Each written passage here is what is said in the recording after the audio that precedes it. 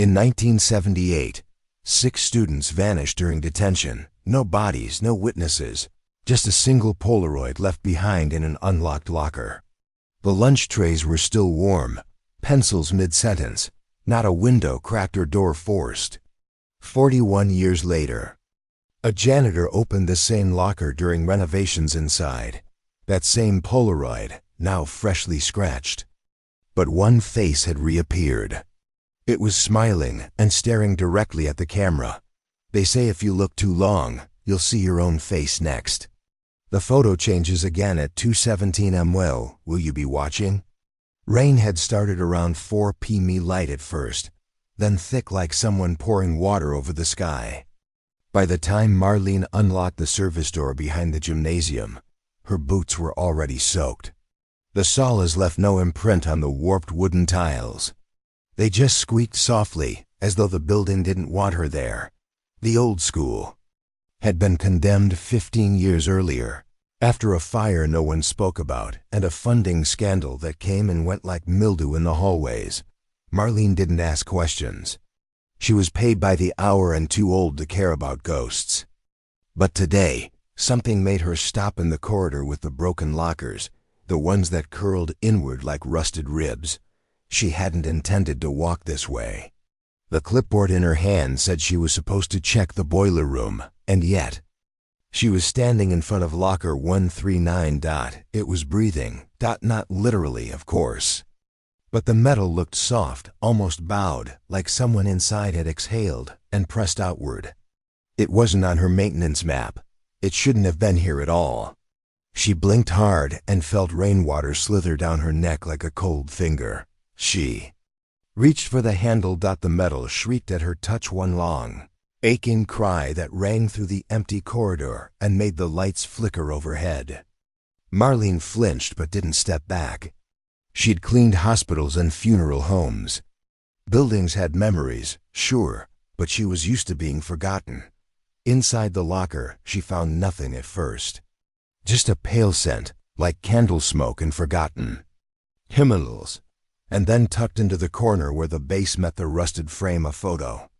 Bent, warm, and impossibly dry. She picked it up carefully, expecting it to crumble. It didn't. It was a Polaroid, the old kind with the thick white border. 6 teenagers in school uniforms sat around a lunch table, half laughing. But something had scratched out their faces, not with a pen or a knife. The gouges were precise, almost surgical, flaking the gloss off the paper like peeled skin. Only one face remained untouched, a girl at the edge, smiling, looking directly at the lens. At her. Marlene stepped back and almost dropped it. She didn't recognize the girl, not exactly. But her mouth remembered the shape of her name, a taste like chalk and pennies. It wasn't déjà vu, it was older, like grief that hadn't bloomed. Yet, the hallway behind her grew darker. She turned, but no one was there. The janitor closet was across from room 2B. She knew that. She also knew room 2B had been sealed for asbestos last year. And yet the door stood ajar now with faint light, spilling out a light too pale, too still, like hospital light or morgue light. She pocketed the photo and stepped inside. The desks were arranged in rows, exactly as she remembered from her own school days. Wood splintering at the edges, initials carved into corners, chewing gum fossilized underneath. But one desk closest to the blackboard was different. A child's shoe rested atop it, tiny, patent leather. The buckle rusted shut. She walked closer. Her breath fogged the glass of the broken cabinet nearby and lingered. Too long, as if someone else had exhaled beside her. She wiped the glass. Behind it, nestled in dust and curled hymn pages, was a burnt photo, just the edge of one, the rest swallowed by ash. It had been torn clean down the center. On the unburnt side, a wristband with a name barely visible in faded ink, Thompson Marlene. She staggered back. Her hand flew to her neck. There was no scar, no hospital tag. But her pulse was hammering, like someone knocking from the inside. When had she been here? She had never worked in this building, not officially. Her files were clean. Her mother never let her attend religious schools. And yet the smell of this room made her stomach turn with that same childhood sickness, the kind you get when told not to cry because God is watching. She left the room in silence, but the hallway wasn't the same. The lights buzzed overhead, flickering in a pattern, long, short, long, Morse, or maybe a heartbeat. The floor slanted slightly now, just enough that she had to lean left to walk straight. And on the locker door, 139, the number had changed. 178. She stepped back, her heel catching on a loose tile. The metal door creaked again. It had opened wider. Something inside glinted. Not the photo, she still had that in her coat pocket. Something else. She knelt and reached inside. Her fingers brushed cold, warped paper, a ledger. The kind used by administrators in the 70s. Attendance records. The ink was bleached in places, smeared in others. But the names were still there. 6 students. All marked present on March 2, 1978. Then a long blank column. No absences, no tardies. Just one word in red at the far right. Returned. A scratching noise rose behind her. She turned slowly. One of the ceiling tiles above the lockers had shifted. Dust rained down like dead skin. From the gap, a string dangled a key. Attached was a brittle tag labeled in typed letters. Chapel. Filing basement. Access red. Marlene didn't remember a chapel in the building, but she remembered the basement. She had been afraid of it as a child, though she never knew why. Just a staircase that always felt wrong, cold in the summer, hollow in the winter. And now somehow her body remembered how to walk toward it, down 2 corridors, past the faculty lounge with no windows, past the door labeled disciplinary records that had no handle, down the narrow stairwell lined with photos of headmasters, all their eyes scratched out. She reached the bottom. A door stood half open. A mirror was nailed to it, not a school mirror. A vanity mirror, ornate old. It reflected something behind. Her. She turned. Nothing. She looked again. In the reflection, locker 139, open, still breathing. But the photo inside had changed. This time, there were 7 students. The 7th sat at the end of the table, older, out of uniform, in a janitor's coat. Her. She screamed, but it came out as breath. Fogged glass, a loop, a lock. She pressed her hand against the mirror, and it was warm. Just like the photo. And there at the edge of the frame, a face smiled. Same eyes, same smile. But the date at the bottom read, March 2nd, 1978. The girl hadn't been left behind. She had waited. And now she was watching back. The archive room was colder than the rest of the building, though no vent fed into it. The air had the stillness of something sealed long before it was finished, like a breath never let go.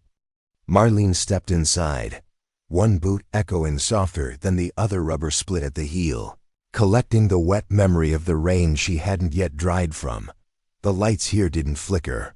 They hummed instead, low, constant, like the sound a throat makes before crying. Fluorescence buzzed above rows of metal drawers that hadn't been opened in decades. Some were labeled in cursive, now faded to ash gray. Others had been scratched clean, replaced with blank strips of tape, as if the contents had outlived the names. She didn't come looking for the yearbooks. She came because her hand ached. A deep pulse in the palm, like she'd grasped something too hot for too long. The photograph from the locker was still in her coat pocket, still warm, despite the cold. It had begun to curl, as though trying to fold itself closed again. She moved toward the furthest wall, where water damage had bloomed into the shape of wings. Below it sat a filing cabinet with no handle. A single keyhole in the center, rusted. Red. She didn't try to open it. Her fingers already knew it would turn on its own. But at DIDN single quotes D. Not yet. Instead, She noticed the gap between the cabinets thin, almost hidden. A sliver of wall where something was wedged tight. She reached. In paper yellow, warped. When she pulled it free, the dust clung to her fingertips like dried blood. It was a yearbook page. Just one, torn clean down both sides, severed from its binding. The photos had been cut out square holes where children's faces should have been, except one, a boy with hair combed flat and a slight tilt in his posture. His eyes were smudged, like someone had tried to rub him out but failed. His nameplate read, Kenneth Avery, 8th grade. She didn't know the name, not yet, but when she flipped the page, her stomach turned. The same name, again, different grade. Kenneth Avery, 9th grade, same photo. Same tilt, same damage. The eyes darker now, more blurred, as if the ink had begun to weep. She ran her thumb across the bottom of the page and felt a seam. There was writing beneath the image, hidden under a pasted label. She peeled it back, slow, as the glue cracked. Like brittle skin. The message beneath was handwritten, black ink bleeding into the paper's veins. We were never meant to stay. Her breath fogged the glass of the cabinet beside her, but she wasn't standing near glass. She turned. The mirror hadn't been there before. Narrow, framed in cheap metal. Nailed to the back of a filing cabinet, labeled Parental Notices. 1975 to 1980. Its reflection was wrong. The lighting was too warm, too yellow. It showed the room as it must have looked decades ago. Fresh linoleum, clean drawers, and a woman standing behind her. Dressed in white. Marlene didn't turn around. She just watched the woman in the mirror lift a hymn book and press it to her chest. Then the mirror cracked. A hairline fracture, silent and slow, growing diagonally across the glass. Marlene blinked. The woman was gone, but her breath had left a fog print in the shape of a child's hand. She turned back to the filing cabinet. It was open now. She hadn't heard it move. Inside, stacks of yearbooks. All dated. All incomplete. She picked 1-1978. Its cover was soft cloth bound, frayed at the edges. The kind children might sign in gel pen. The front bore no title. Only a cross stitched in gold thread. Inside, page after page had been cut. With surgical precision, the same rectangular voids. Same absence of eyes. And on page 47, a full spread left intact. 12 children. A choir class. All smiling, except one. The same girl from the Polaroid, her smile unchanged. Her name below, Erin Wren. The corners of the page were curled in, singed, as if someone had tried to burn only her out, but couldn't. The paper around her bubbled. Her smile remained. Marlene's fingers began to tremble. She closed the book. Something slid out. A torn hymn page, folded twice. Someone had written over the music notes in slanted script. They covered the mirrors the day we sang. But she was already in them. She unfolded the paper completely and found something else taped to the back. A lock of hair. Burnt at the end. The smell hit her all at once. Charred fabric, scorched skin, and beneath it, mildew. The kind that grew in places not just abandoned, but denied. She dropped the book. It hit the floor with a hollow thud, and one drawer on the opposite wall slid open by itself. Not all the way. Just enough to invite a hand. Marlene stepped toward it. The label had been scraped off. Only a faint outline remained. Inside, a single folder, redacted. She opened it. Inside, a transfer report. From St. Dunstan's Home for Children to an unnamed facility. No address. No signature. Just a stamped date. March 3rd, 1978. The day after the children in the photo disappeared. And then, at the bottom of the page, scrawled in the same dark ink, they didn't vanish. They were rewritten. She read it twice. Once as horror. Then again as grief. Her legs gave slightly, but she caught herself against the metal edge of the drawer. A sharp edge nicked her palm. Blood welled warm, real. She pressed it against her coat, and when she looked up, the mirror was gone. In its place, a wall, seamless, as if it had never been there. The filing cabinet now sat flush with the concrete again. No breath, no drawers open. Only the humming. She turned to leave, but a new page had fallen from the top shelf. Not a folder. Not a file. A yearbook page. Just one. She picked it up, and her blood smudged the bottom corner. The image had changed again. Kenneth. Avery, but now older. Out of uniform. Eyes intact. And staring at her. His lips had been inked with something recent. A phrase. She brought it to the light. We were never meant to stay. The ink bled slightly into her cut. The corners of the page were soaked red. The cafeteria doors opened on their own. They had been sealed shut with caution tape once, but the tape had long turned to brittle ribbons, curling like dead leaves around. The rusted handles, Marlene didn't touch them.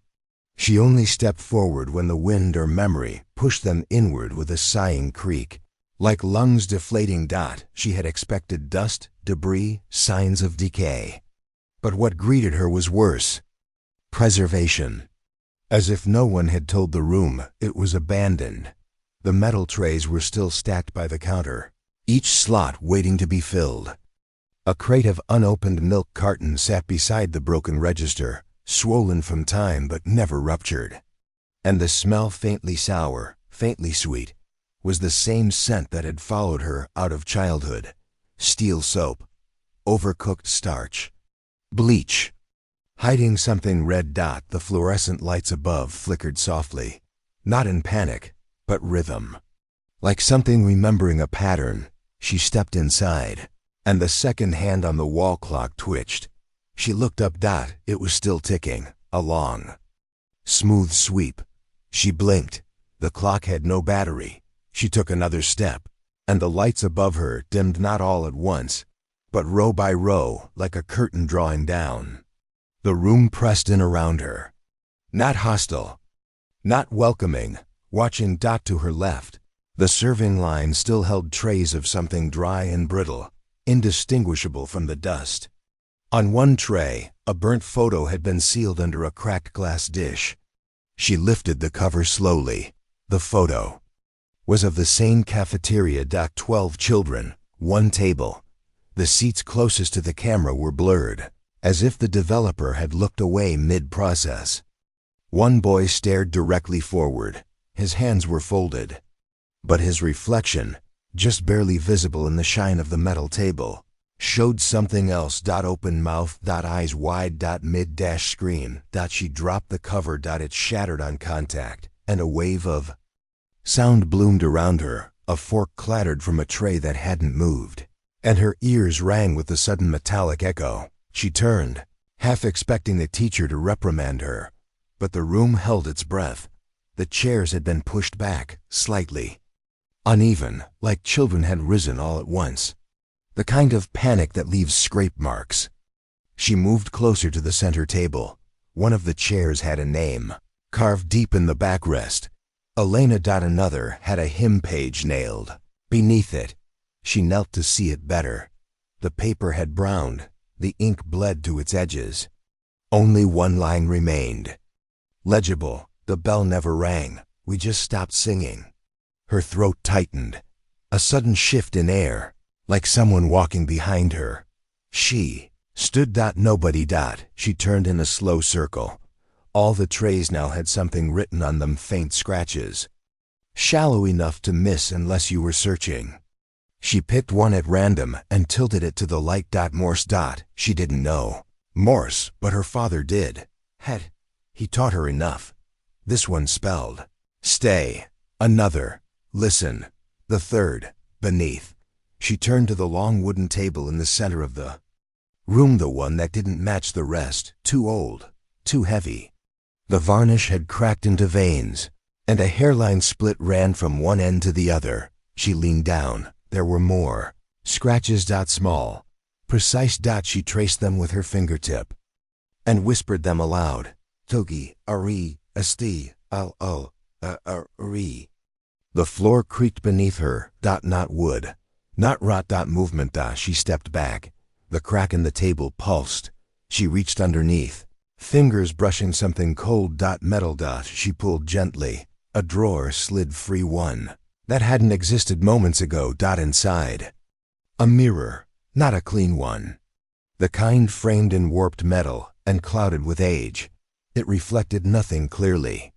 But it did reflect the room, the clock, the table, and behind her children, all seated, silent, waiting. She turned around. The room was empty. She looked again. The mirror now reflected only her. But her eyes weren't blinking. Her mouth wasn't closed. The mirror version was whispering something soundless. She turned the mirror face down and left it on the floor. There was a sound behind the wall. A scrape. Like chairs dragging. She looked up again. The clock still ticked. She walked toward it. Each step slowed her. The ticking didn't at the base of the clock. The plaster wall had cracked. Not from age, from pressure. As if something inside had tried to claw its way out. The plaster dust beneath it was undisturbed, but there a single handprint, child-sized, fresh. She lifted her palm beside it. Same size, same curve, the same scar.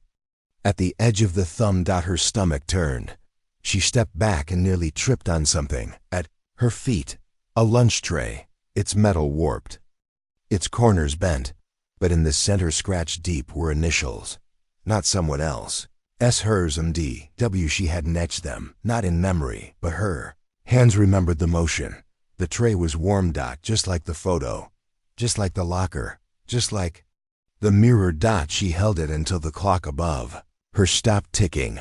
Only then did the silence feel real. Only then did the second hand flick once backward. The media storage room sat beneath the old gymnasium, half swallowed by concrete. Its door had no number, no label, just the ghost of peeled tape and a black smudge where a nameplate had been. Marlene hadn't planned to come down here, but the corridor had been oddly near the stairs, and her feet kept walking even as her chest pulled tighter. The light inside was yellow and sour. The kind that flickers once, before it goes out for good.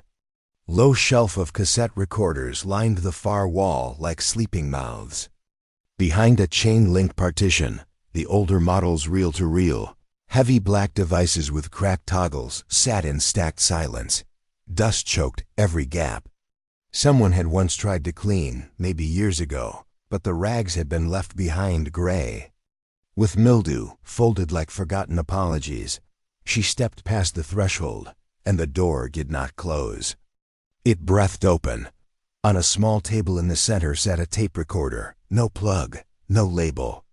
Just a cassette already inside, and a note tucked beneath the buttons. Choir practice, room 5C. But there was no room 5C. She pressed play. Click. A child's voice, small and careful, began counting backward. 10, 9, 8, pause. 7. The pitch dipped slightly, as though the tape had warped from heat. 6, 6, 6, then a cough. Not from the child, lower, older, off to the side, as if someone stood near the mic but didn't want to be heard. Then a soft laugh. High, musical. A girl, not recorded, not broadcast, present. Marlene's hands twitched. She pressed rewind. The recorder groaned. The sound warped as it whirred, like something folding inward on itself. When it reached the start, she let it play again. The voice began the countdown once more, but it wasn't the same voice. This one spoke too fast. The numbers bled into each other, and the laugh came sooner, sharper, more brittle. The sob behind. It was louder this time. She rewound it again. Played out another variation. This time, there were two voices counting, one overlapping the other, a chorus of untrained timing. The laughter was gone, replaced by a hum, a hymn. Familiar. The melody of something they used to sing before lights out, when the nuns wanted silence but not sleep. Let all the little children come, She froze. The recorder was still playing, but the hymn wasn't. On the tape, it was behind her. She turned. Nothing. But the air had changed. Heavy, warm. She looked down at the recorder. The tape was no longer turning, but the sound continued. A girl's voice, close now, whispering, "Don't look at the mirror." Marlene's gaze jerked to the far wall.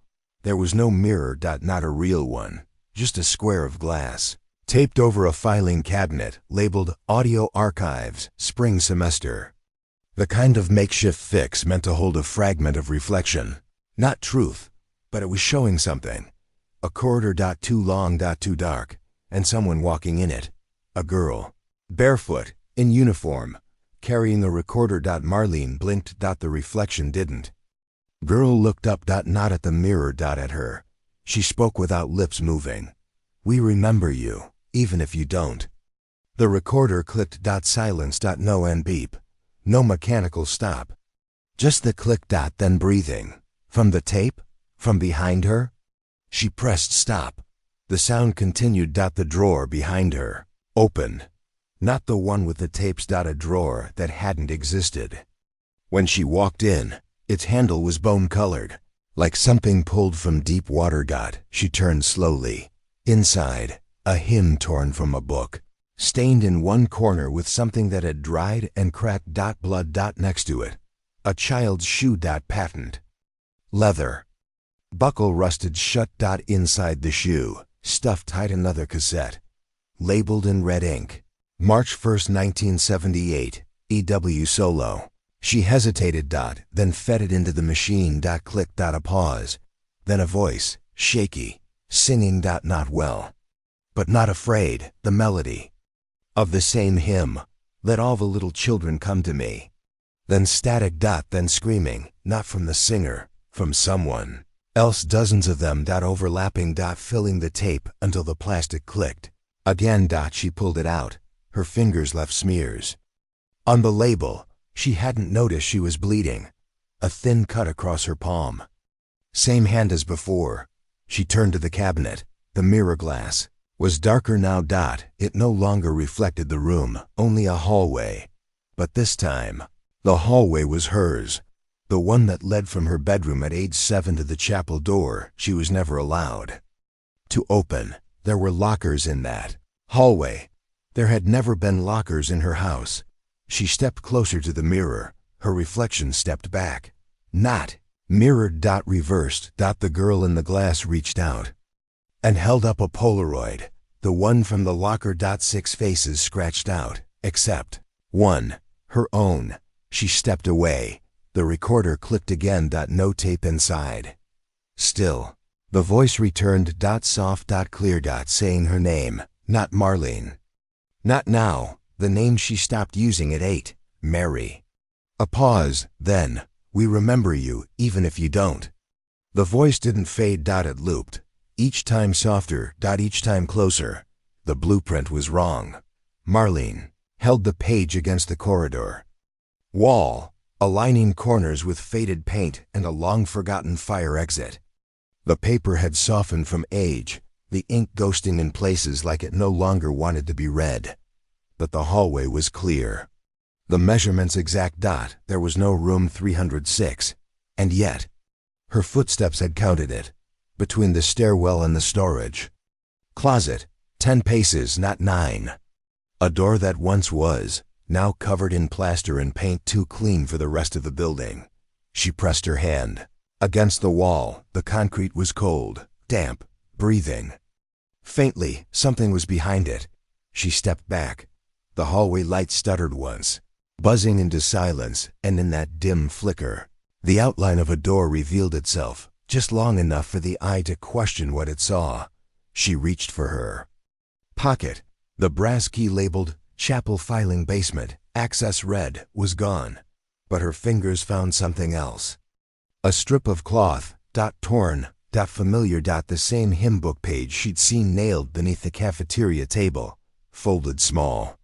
The ink bled worse now, but one word had deepened, thickened like it had been traced again and again. Beneath. She looked down. The baseboard at the edge of the wall had lifted slightly, as though the wall had shifted against its own foundation. Dust collected at its feet like ash. She knelt. There was a seam, and behind it air, musty, sharp, the smell of wet chalk and mildew-stained wool. A classroom without windows. A prayer room never aired out. She pulled. The panel came loose with a soft crack. A small cavity behind it revealed brick. Sloppy, rushed, wrong color. Not part of the original wall. This had been closed in a hurry. Sealed. Buried. She reached for the flashlight clipped to her coat. When she turned it on, the beam shook. Not from her hands. From the light. It resisted. But she shined it anyway, following the hairline crack in the brickwork that spidered across like veins in an old photograph. Then, movement. Not visible. Felt. Air shift in through a scene too narrow to pass through. Like breath from a closed mouth, her chest tightened. She stood, stepped back, and pressed her ear to the wall. Nothing. Then humming. High. Off key, a child's hum, like someone rocking themselves to sleep after forgetting the words. It came from behind the bricks. She staggered back. The blueprint in her other hand slipped, curling in on itself. She caught it mid-fall and noticed something scrawled in pencil along the bottom edge. A different handwriting, faint. Rooms change, but names don't. She looked again at the wall. She whispered, 306. The humming stopped. She stared until her eyes burned. Then, without warning a sound, from within. 3. Knocks. Measured. Soft. Fingernails against concrete. Not fists. Not knuckles. Nails. She left, not out of fear. Not exactly. But because the door that wasn't a door anymore had started to sweat. Small beads forming between the bricks. And the smell had grown stronger. Inside her mouth, she tasted rot. Not meat. Teeth. She returned. Later, she wasn't sure when. The halls had darkened, and the numbers on the room plates looked rearranged. Out of order. Skipping backward. 308. 307, 301. And then blank. Just a patch of white. Fresh. Paint. No plate. She brought tools this time. She hadn't remembered packing them. But there they were. A chisel, a small mallet, a folded photo, burnt at one corner. She didn't recognize the children in it, not all of them. But the beds behind them were aligned in a curve. The same curve visible in the blueprint's room marked 306. She began to chip. Quietly. Dust spilled like old snow. The bricks flaked easier than expected. Whoever sealed this place hadn't meant for it to last.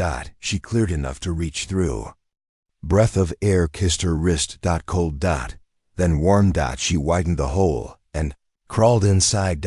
It wasn't a room anymore. It was a hush. Stale. Dry, unmoving.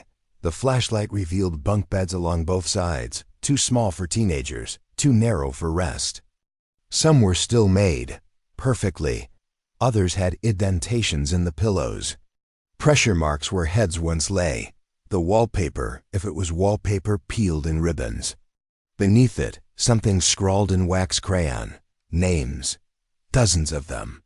Most illegible. One clear. Elena. A name carved earlier. Cafeteria chair. She whispered it aloud. The doll in the far corner turned its head. Not sharply. Just enough. Its eye, only one remained, caught the light and spun slightly, as if lubricated by something still wet. She walked slowly toward it. Beds groaned as she passed. Not in protest. In recognition. As though remembering her weight. A mirror rested against the far wall. Cracked, long, narrow. She stepped in front of it. It did not show her. It showed the room. Lit. Children in bed. Some sitting up, some humming. Mouths. Empty. No lips. Just humming. She reached for the glass. The reflection smiled. Not her face. A child's face, burnt at the edge. Behind her now. Scraping. She turned. All the beds were empty. The doll was gone. Trail of soot led from one corner of the room to the bricked Wall she'd come through. Only the bricked wall was no longer there. Just a window. A false one. Bricked in. No light. But something glinted at its base. She approached. The windowsill was covered in scratches. Deep. Layered. Fingernails. Embedded in the concrete. One, still fresh. Torn half off. Blood dried into the brick. Below it, a hymn page. Pinned with a single rusted tack. She pulled it free. The lyrics unreadable. Except the final line. They sealed our mouths, but we still sing. She didn't cry. She didn't scream. But her hand reached instinctively for her own. Face. To check her mouth. To make sure it was still there. It was. But something wet ran from the corner of her lips. She wiped it. Soot. She turned back toward the hole she'd made to enter. It was gone. Re-bricked. Neat this time. Perfect lines. No seams. Only. The mirror remained. And her reflection now showed her face again. But younger. 9. Eyes wide. Burnt edges. And when she stepped forward, it stepped back, whispering. Her name, but not the one she used now. Mary. She turned. The false window exhaled. Dust. And the wall whispered once. Looped line she hadn't said aloud in years. This wasn't forgotten. It was removed. She reached for the sill. And touched a fingernail still warm, still hers. The art. Room smelled of old charcoal. Water left too long in a cup, and something beneath it sharper, like vinegar on paper. Marlene pushed the door open with her shoulder, the hinges resisting with a slow cry that echoed up into the cracked skylight above. There hadn't been light here in years. Still, the shadows knew where to stay. The room hadn't been emptied. No one had bothered. Canvases still leaned half-painted along the walls, their brushstrokes unfinished, corners curled like paper skin in heat.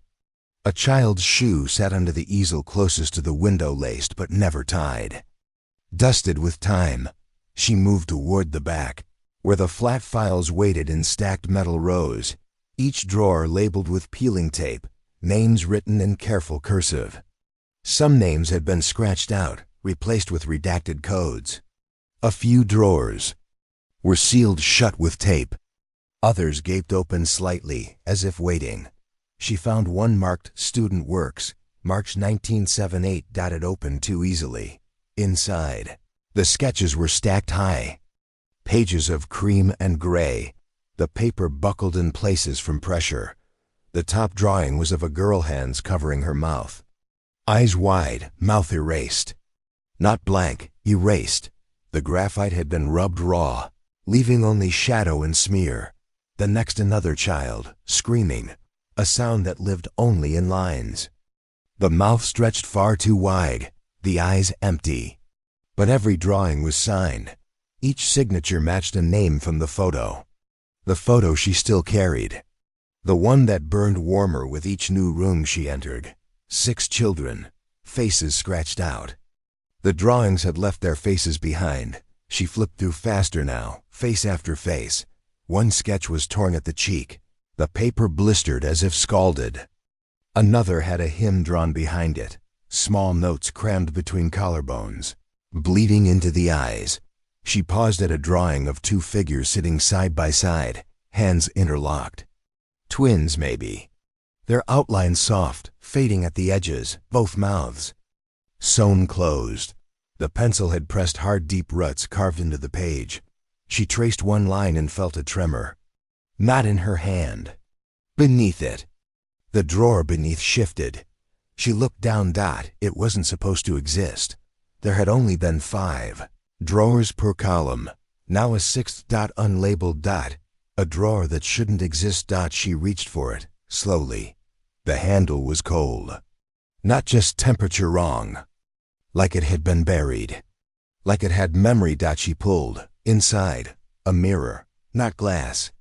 Just enough shine to show distortion. And beneath it, one sheet of paper. Face. Down. She lifted it. The sketch was faint at first, smudged. Then it began to come clear. Her nose. Her eyes. A slight tilt of the head. A curl in the mouth, not quite smiling. The face was hers, but younger. Maybe 12. The pencil marks were fresh, not faded like the others, still soft to the touch, still breathing. Graphite dot. She turned the paper over. Her name was written in cursive. Across the back, Mary D. Whitaker. Below it, the date, March 1st, 1978. She staggered back. The drawer slid shut on its own. The lights above flickered. Not in chaos. In rhythm. Then again. And with each flicker, the drawings on the table shifted. Not moved. Changed. The hands once covering mouths had dropped.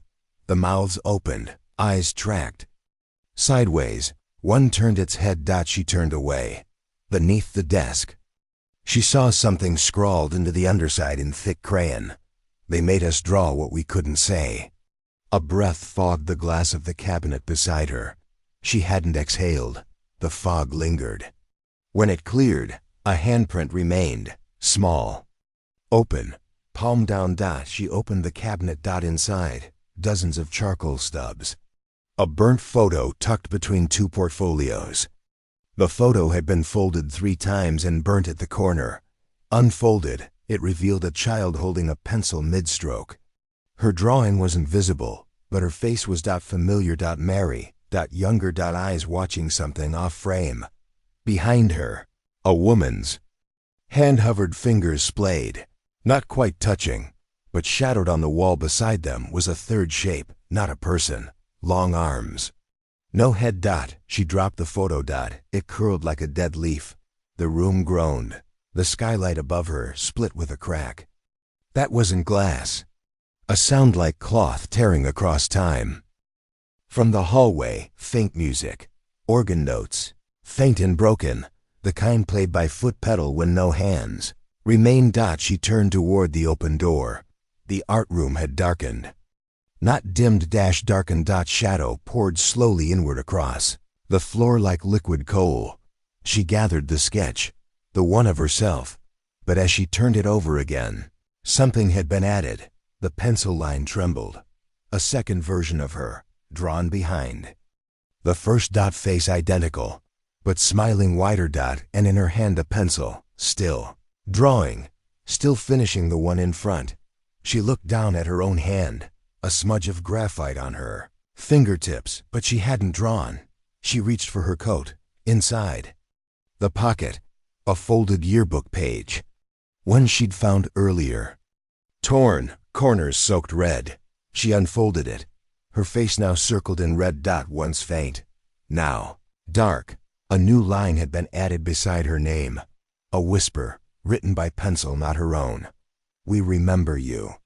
Even if you don't. She turned slowly toward the last canvas near the door. Blank when she entered. Now filled. An image of the art room. This room. Right, now. But through the painted window a face, her own, watching in, and at the bottom corner, a her. Signature. Clear. Neat. M.D. Whitaker. Dated 1978. The chapel had always been the quietest room in the building. Too quiet, not reverent, restrained. Like every prayer ever whispered, there had been intercepted, dissected, archived in the walls. It was the only place Marlene never ran in as a girl. Even her footsteps had learned to hush themselves here. Now, decades later, the pews were coated in a gray veil of dust. Rosary beads hung limp from splintered benches. The crucifixes turned inward, not down. The stained glass windows were still intact, but the light they let in felt incorrect, too warm for winter. The colors cast bruises on the floor. The confessional booth remained at the back. Untouched. She had never gone inside it. Not once, not even as a child when Sister Thea had told them it was where shame is made smaller. But today it called. To her, the booth door was ajar. A strip of wood from its frame hung loose, like something had been forced through it, not out. She stepped inside, ducking slightly, and let the door close behind her. Silence. Then creaking. Not the booth. The ceiling above. She tilted her head upward. Hairline cracks webbed across the plaster like fractures in bone. In the stillness, the sound wasn't loud but deliberate. A weight shifting, she sat, The air inside smelled like wax, breath, and an old fire put out with salt water. A small envelope lay on the floor, half tucked beneath the KNEELER. It was sealed with red wax, faded, but unbroken. No name on the front. Just a date, March 2nd, 1978, the day the six vanished. She picked it up. The wax crumbled in her fingers. Inside, a single folded paper, a confession handwritten. The ink had bled through the creases, and some words had smudged beyond recognition. The signature was barely legible: T. Morrow or F. Marrow, depending on the angle, but the handwriting was young, scared, shaking, double quote, I told them I wouldn't do it. I told them it wasn't fair. But Father said we owed the debt. The word debt was underlined twice. Further down, they weren't taken. We gave them. The doors closed and they didn't scream. Not once, like they knew already, like they'd done it before. Marlene's hands began to tremble. The page continued. The drawing room was never for art. It was selection. He said, the faces that matched the hymns were chosen first. I don't know what that means, I swear. I don't know what the songs do. But he said the music softened them. Softened them. A phrase Sister Thea used to whisper about discipline. The music softens the defiance. The words dripped literal ink trails down the page, ending in erratic swirls as if the boy's hand had lost steadiness or sight. I tried to hide my sister's page, tore it, burned it, but she still disappeared. The mirror showed her 3 times. That was enough. It's always enough. Mirror. She froze. She hadn't told anyone about the mirror in room 306, but the page continued. He wore white, not black. No collar, just a mouth that never moved. He whispered without breath. They said it was a blessing. A sound above her, directly overhead, one creak. Then another. Not footsteps. Weight shifting. Pacing. She read the final line aloud, voice barely. More than air. If anyone finds this, I'm sorry. I didn't know what we were trading for. She stared at it, then blinked. There was more. A second fold inside the envelope. A smaller page, thin, translucent. A list. 6 names. All the missing children. Each with a number. Beside them, a phrase in Latin. Scrawled, and then hastily scratched out. She could make out part of it. Sanctus Corporis. The rest torn through with ink. Beneath the list, one final item, not paper. A small fabric scrap. Black. Folded tight.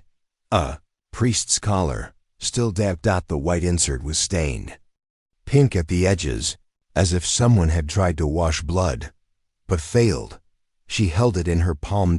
It was warm. Above her, the ceiling groaned again. She stood quickly and opened the confessional door. The chapel was darker. Now. The light through the stained glass window had shifted, bending into violet and deep amber, casting shapes she didn't recognize. Not saints. Children. Not kneeling. Standing. All facing the confessional. She stepped out and looked up. The ceiling crack above. The booth had widened. Dust fell in a slow, deliberate line.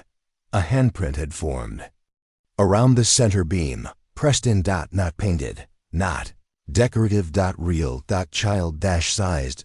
Wet at the fingertips. She looked back down at the letter. The ink had bled through again, but one word now stood out darker than the rest, as if newly written. Traded. She folded it carefully. As she turned to leave, she paused near the altar. A drawer that hadn't been there before sat open at its base. No handle. Just slightly ajar. Inside, a hymn book. Pages torn. One wedged halfway through a psalm, red wax flaked. Across the margin. It read, deliver the silence, not the song. Her breath fogged the glass of a votive case nearby, but she hadn't exhaled. Behind the fog, on the glass, an imprint. Another hand. Same size as the one above her. Same stain. She turned and hurried down the aisle. The pews creaked behind her in sequence, as though standing one by one. She didn't look back. But the final line of the confession repeated in her mind like a looping record. I didn't know what we were trading for. And then from the confessional behind her a quiet click. The door closing again. Alone. Inside. Waiting. When she reached the threshold, she turned once. On the wall where the Stations of the Cross had once hung, only blank frames remained. In one of them, instead of glass, a photo had been tacked. A Polaroid. 7 children, 6 familiar, the 7th. Her smiling. Looking away. In her hand something black and folded. The same collar she now held. She dropped it, but it didn't fall. It clung. It folded itself shut. And the whisper echoed down from the ceiling beam above. We gave what was asked. They found her in the woods behind the chapel on June 2nd, 1987, 31 steps beyond the broken boundary fence, standing barefoot in ash, holding a shoe that didn't fit. She wouldn't give her name, but she knew the school's layout. She walked the hallways without hesitation, touched the corners of doorframes like counting them. She avoided mirrors. She never asked where the other children were, because she already knew. Her file had been sealed. Marlene found it buried in the health records cabinet beneath a drawer that hadn't existed until yesterday, wedged between ledgers marked epinephrine dosages and Q3 infection protocols. There was no barcode, no official stamp, just an envelope folded around a stack of uneven pages. The girl's name, as recorded, Tessa Reinhardt, but that name didn't appear on any enrollment records. Not in 1978. Not ever. Marlene sat in the nurse's room, sterile, still scented with antiseptic that had long outlived its usefulness. A windowless cube. The light overhead buzzed but didn't flicker. It hummed like something holding its breath. She opened the file. The first note was dated June 3rd, 1987. She doesn't speak, just points. Primarily at the lockers near room 200. She won't enter the cafeteria. Reacts negatively to group singing covers. Her ears, sleeps with eyes open. Skin, cold but not febrile. Pupils, dilated in darkness, constricted in light. No history of injury. She keeps whispering to the walls when she thinks no one is listening. Below that, scribbled in a different pen, shakier. She was never enrolled here, so how does she know the hymn? The second page was a photo. Black and white. Blurred around the edges like taken in a rush or through glass. The girl stands in the back row of a class photo labeled 1977, 5th grade, but her face is turned away. Hair covering the side, gaze not at the camera, but at something outside the frame. Marlene turned the photo over. Nothing on the back. She checked the student roster from that year. No Tessa Reinhardt. No transfers. No documentation. But the photo existed. And in the reflection on the glass of the photo frame beside her, a breath fog bloomed across the surface. Marlene hadn't exhaled.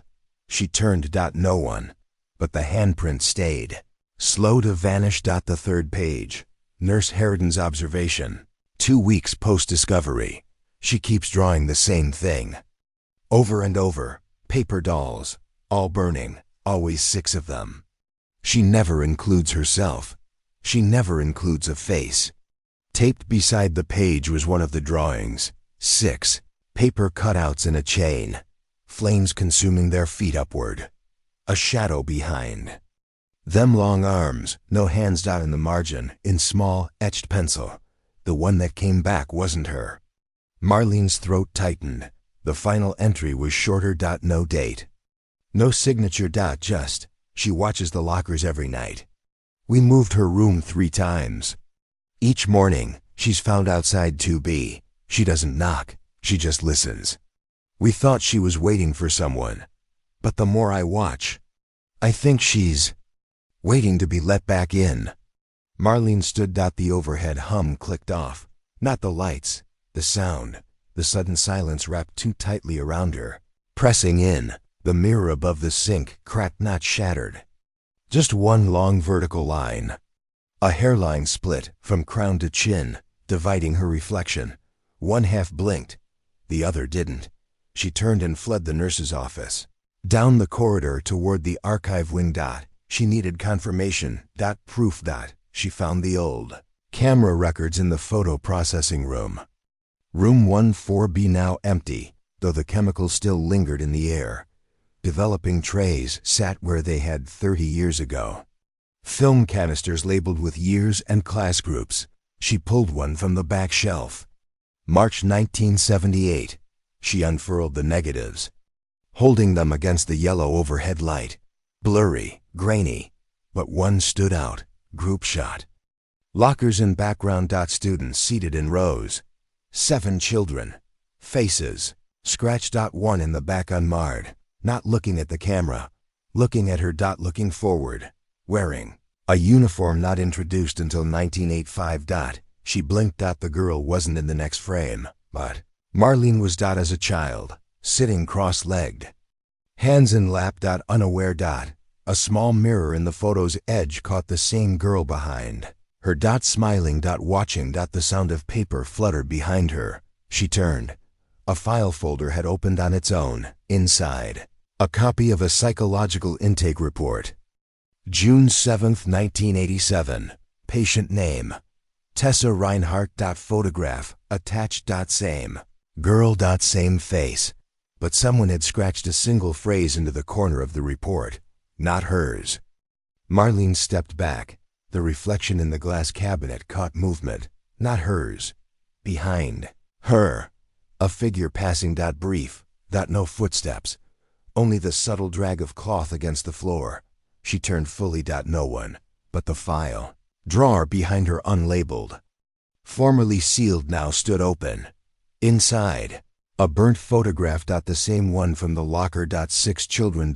And now, a 7th. Not drawn. Not scratched. Printed. Standing far off to the side. Almost an afterthought. But in focus. The girl from the woods. Smiling. Only this time so was Marlene. A child version of her. Reaching for the girl's hand. The photo had a time stamp. June 1, 1987. But it was printed on Polaroid stock. Discontinued. In 1981, she stared at it until her vision blurred.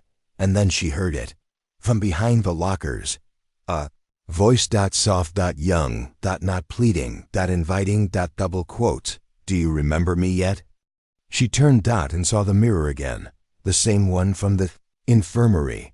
But now hanging where no mirror had been. And in its split reflection 2 girls. Both her. One with eyes blacked, the other with no face at all. The crack ran between them. The reflection shifted. And then cracked. One long fracture. Down the center. The stairwell hadn't been used in years.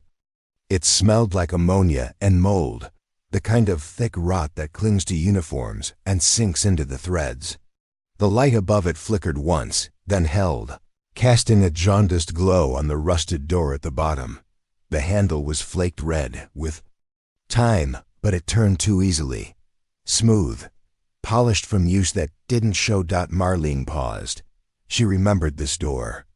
Not from reports. Not from floor plans, which didn't include a basement. From dreams. In them, it was always sealed from the other side. Always nailed shut. But now it opened. The scent that met her wasn't air. It was history exhaled. Wet wood. Melted wax. Something beneath that smelled like chalk dust soaked in blood.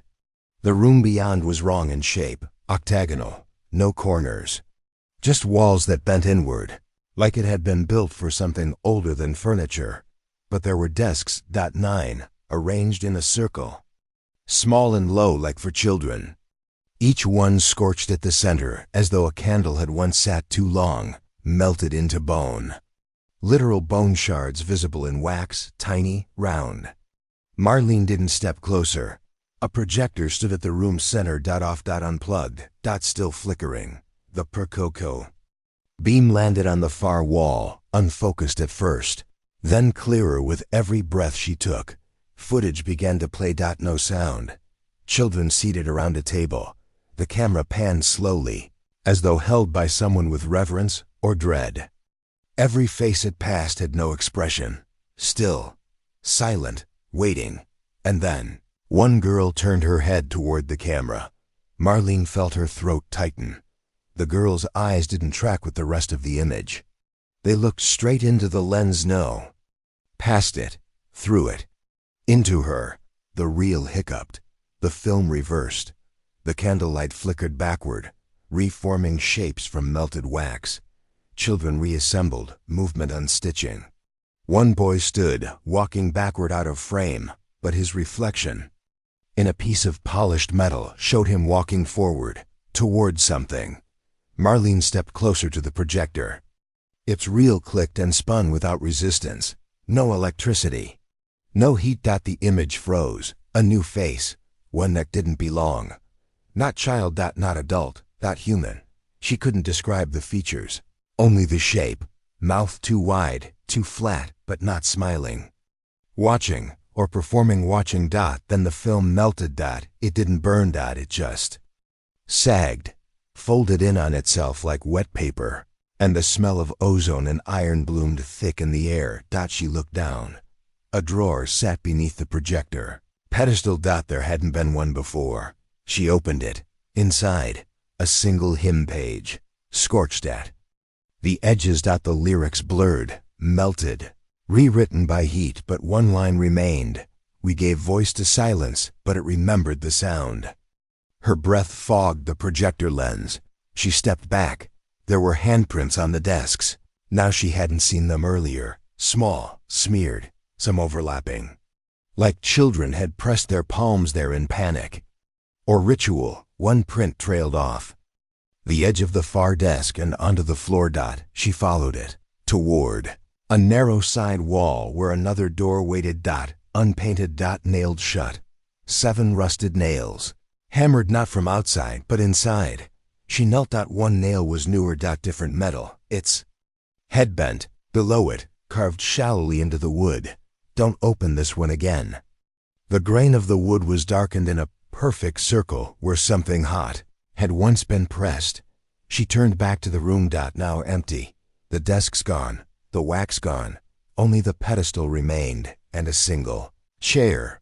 Facing her. Sitting on it, a mirror, framed in wood that didn't match the room. Too clean. Its surface warped. The reflection didn't match the walls. It showed the same room, but older. Dust less. A circle of children seated calmly. Marlene was among them. She was 9, drawing in a notebook. She watched herself in the mirror. The child version of her blinked, then looked up, directly at her. Mouth moving, but soundless. Then a smile.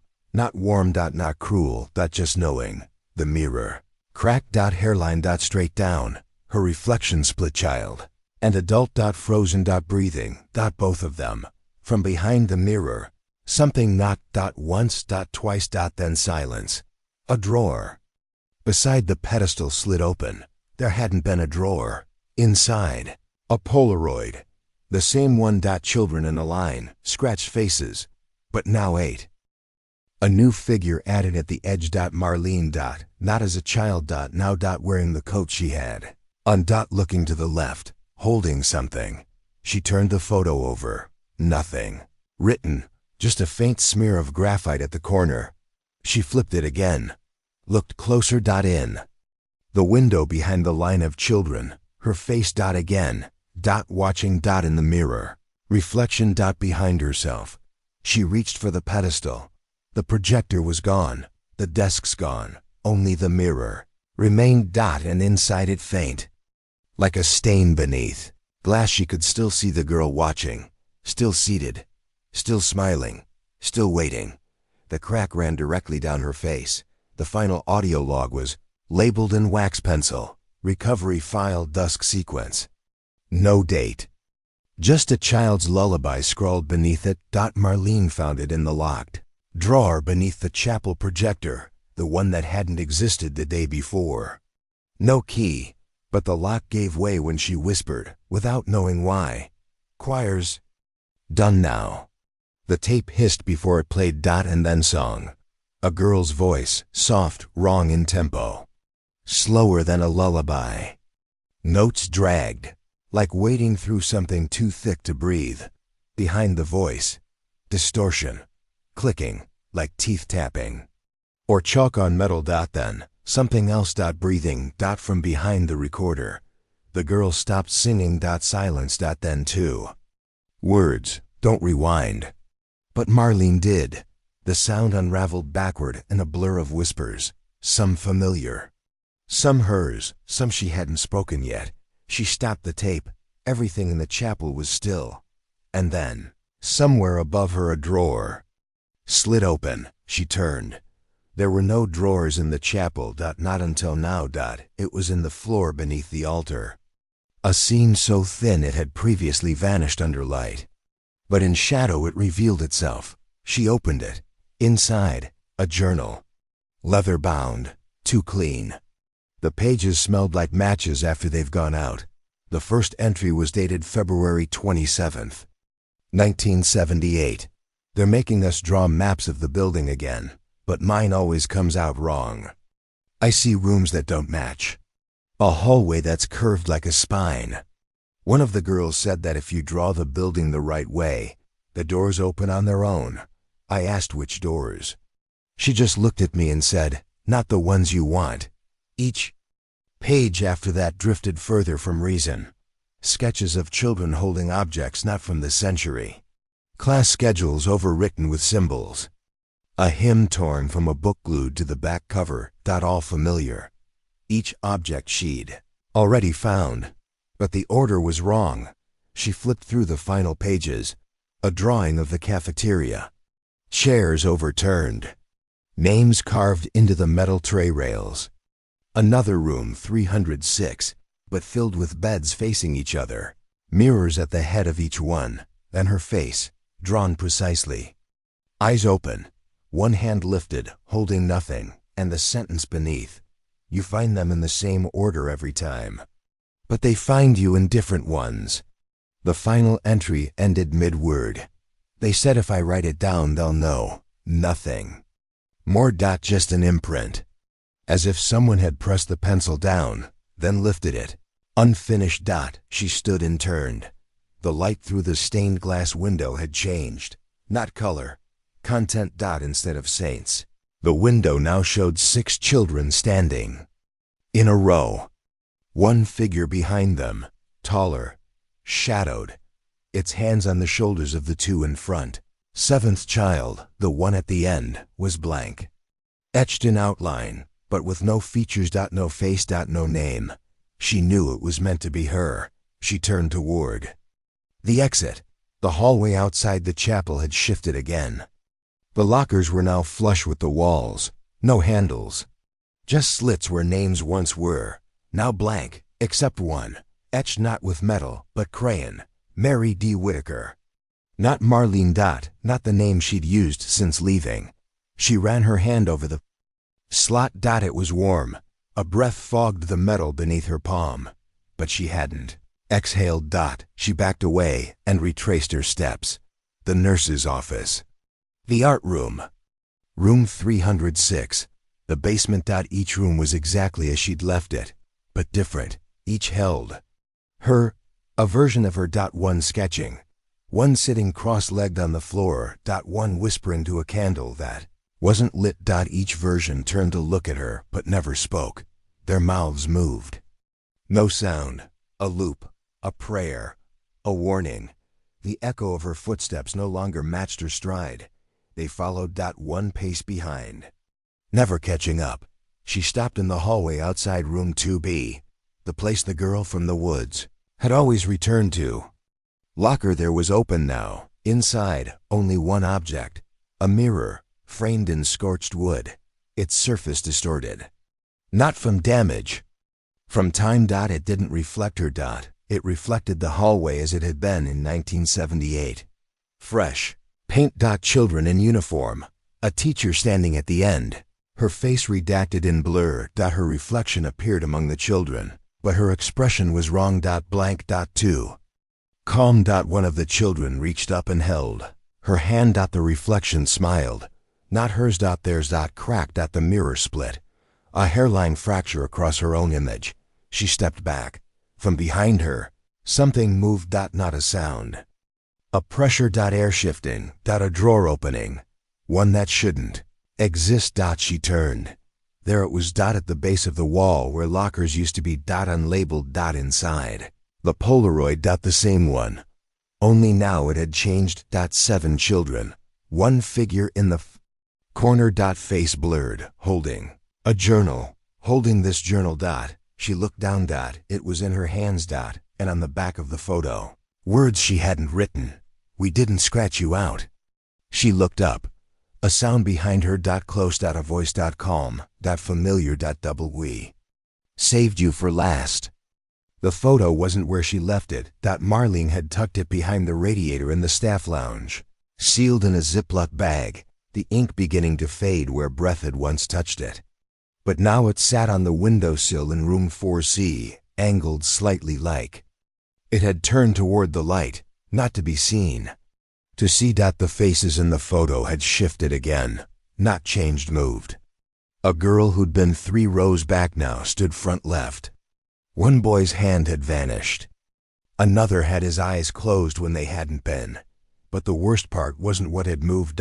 It was the timestamp, August 3rd, 2026. 3 months from now. She placed it back in the envelope and sealed it again. Her fingers trembled.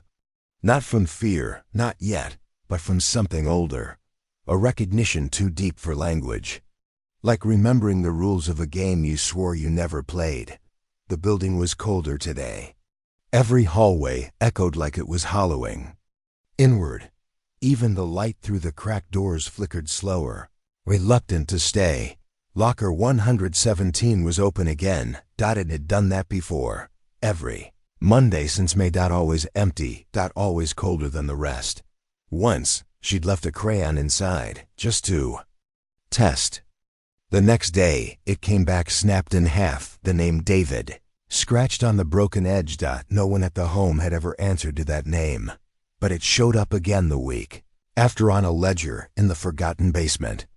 Redacted, then retyped, then redacted again. She didn't ask who'd typed it. She just folded it in half and tucked it behind the hymn torn from the chapel book, the one that hummed when held too long. That was the rhythm now. Not heartbeat, not time. Just a low, sour hum, like the building was remembering joy and rejecting it. She passed the mirror on the way back upstairs. It had cracked last week, hairline, subtle, across the right side. But when she checked it now, the crack had moved leftward, across her face, splitting her reflection in a place. Her real skin had never broken, yet she felt the ache. Not pain. Familiarity. The hum grew louder near the old science lab. No one had taught here since '82, but the projector still turned on at 6 p.m. Even when unplugged. It played the same film. Children lining up, turning their heads to the left. All at once. Always the left. Then freeze frame, then flicker, then gone. She didn't watch it tonight.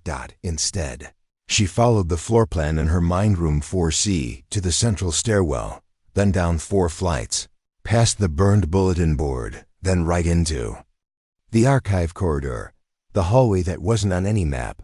Only she remembered it, or maybe only she still remembered it. Every file here was wrong. Not falsified. Just misplaced. Names listed under the wrong years. Photos clipped to ledgers of events that hadn't happened yet. An entire binder labeled returnees, with no pages inside, just a single Polaroid taped to the back cover. She didn't look at it. She couldn't. Instead, she opened the next drawer. A drawer that shouldn't exist. No handle, no label, but it opened when she exhaled slowly and said the word she hadn't dared speak in 39 years. Whitaker. Not hers, not anymore. Inside the drawer, a single object. A child's shoe, charred at the heel, stuffed with ash.